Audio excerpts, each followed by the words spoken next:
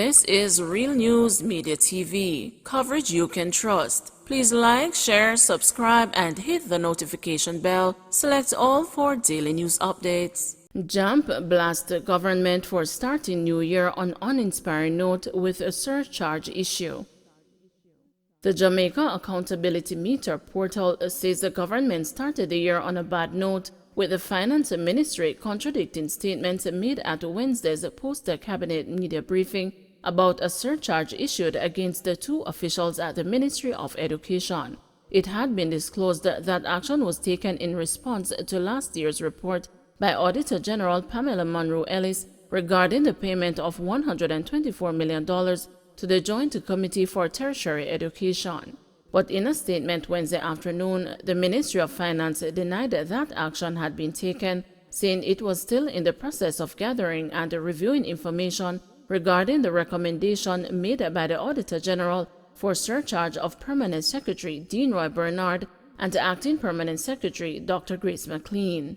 Jeanette Calder, Executive Director of Jamaica Accountability Meter Portal, believes the wrong signal is being sent to the public following the conflicting reports. We start off with good news that the two former permanent secretaries were going to be sanctioned, and rightly so. Because of negligence at a minimum, there is $124 million missing. So I was really encouraged. But to my shock and utter dismay, we then learn about a dispute with that fact coming from the Ministry of Finance, saying basically nothing go so. We are still at a stage of evaluating whether or not these two public officials are to be surcharged. Now, those are two diametrically opposed positions coming out of a cabinet press briefing where one ministry is saying one thing and another. Citizens should not be even put in a position where they are to be guessing which ministry to believe, argued Ms. Calder. The executive director of JAMP also took issue with State Minister Robert Morgan's response on Wednesday to a question about whether Education Minister Favour Williams still had confidence in Dr. Grace McLean. The same junior minister chided, chastised, and upbraided the media for a very inappropriate question, which I thought was reasonable because, as he said, investigations are not yet complete. But a couple hours from that, we are told that Dr. McLean is going to be returned to the ministry this month. Now, if that is not a shoddy, if that is not confusing, if that is not an uninspiring way to begin, then I don't know what it is, she lamented. The anti-corruption watchdog said the government should urgently clarify the situation regarding the surcharge or lack thereof against the two officials at the Ministry of Education, and it should also apologize for the confusion. We started off with good news that the two former permanent secretaries were going to be sanctioned, and rightly so, because of negligence. At a minimum, there's $124 million missing. So I was really encouraged.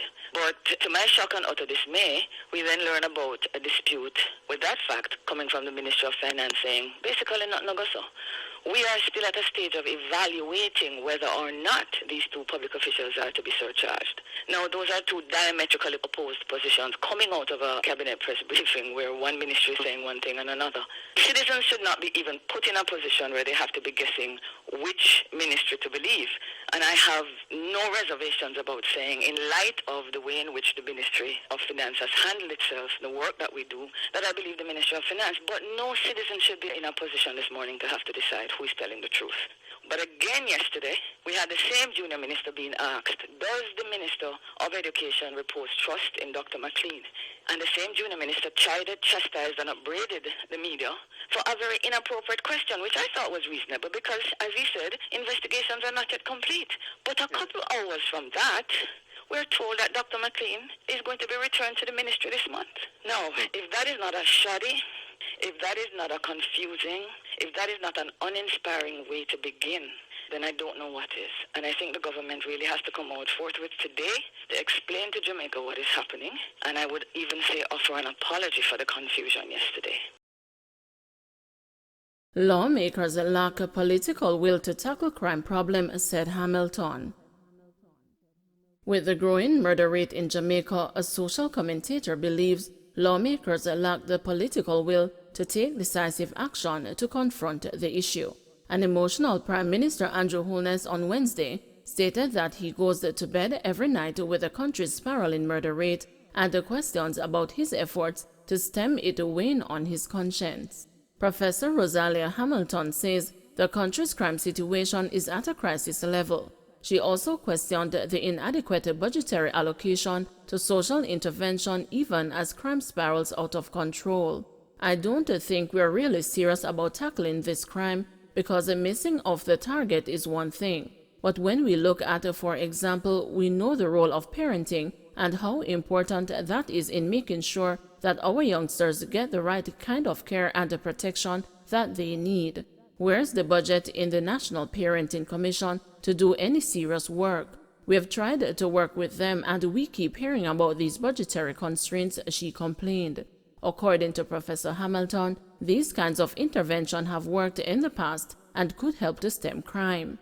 I can tell you personal experience I've had in the transformation of parents, women who used to beat their children, and I have seen that intervention over a 6-month period work. The professor suggested all members of the society will have to be engaged in finding solutions to the crime issue. It's a multi-pronged problem that requires many solutions simultaneously, and every citizen has to take it as their responsibility, and we have to find some small way. It starts with how we treat our kids. I use the instance of beating because there are ways to resolve and instill discipline in our children rather than giving them the kind of big licks that all of us grew up getting, she asserted. I don't think we're really serious about tackling this crime because missing of the target is one thing. But when we look at, for example, we know the role of parenting and how important that is in making sure that our youngsters get the right kind of care and protection that they need. Where is the budget in the National Parenting Commission to do any serious work? We've tried to work with them and we keep hearing about these budgetary constraints. And I can tell you, personal experience I've had is the transformation of parents, women who used to beat their children. And I have seen that intervention over a 6-month period work. So we have to be careful when we talk about social intervention and these blanket statements. I want to hear the details. This problem goes way beyond, I think, what the government can do at this point. And I think that we need to find ways to engage all of us in finding the solution. It's a multi-pronged problem that requires many solutions simultaneously. And every citizen has to take it as their responsibility to get involved. And we have to find some small way. It starts with how we treat our kids. I use the instance of beating because there are ways to resolve and instill discipline in our children rather than giving them the kind of big licks that all of us grew up getting. Policeman in foul-mouthed viral rant removed from frontline duty. The policeman seen threatening to kill any resident who had an illegal gun has been removed from frontline duty. The cop, who is attached to the Kingston Central Police Division, declared that he was unafraid of making those remarks in an expletive-laced rant caught on camera. In the video, residents chastised the police for their conduct while making an arrest in central Kingston. The incident, which happened recently, was caught on video, which has since gone viral.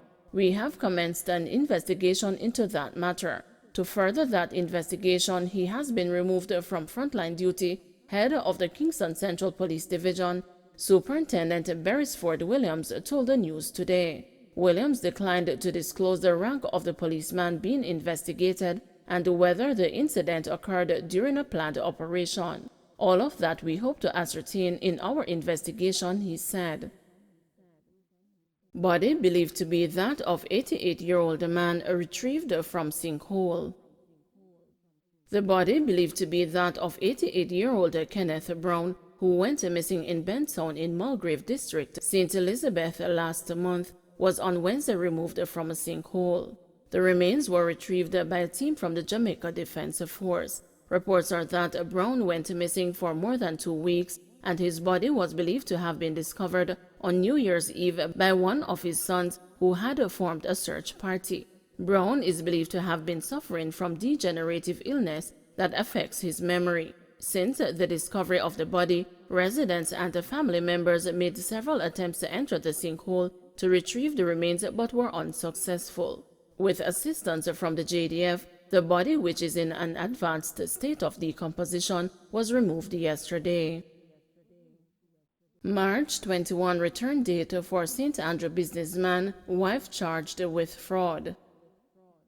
Former Island Lubies Distributors Limited director John Levy and his wife Donna are to return to the Kingston and St. Andrew Parish Court on March 21 on fraud charges in relation to the alleged transfer of a motor car. The couple appeared in court this morning, and their bails were extended after the court was told that the case file was incomplete. It is alleged that Levy, following his resignation as the director of Island Lubies, transferred an Isuzu motor truck valued at $2 million to another company in which he is a director and a shareholder. It is further alleged that his wife, who is also a shareholder in that company, also signed the transfer document. The car in question is said to be the property of a subsidiary of the West Indies Petroleum Limited.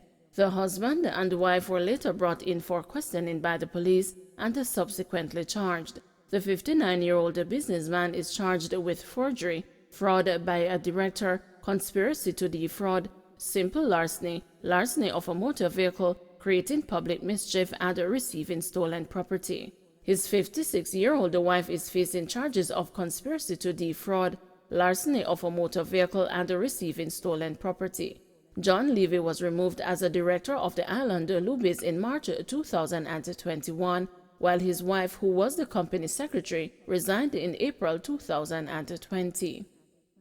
Don't forget to like, share, subscribe, and hit the notification bell. Select all for daily news updates.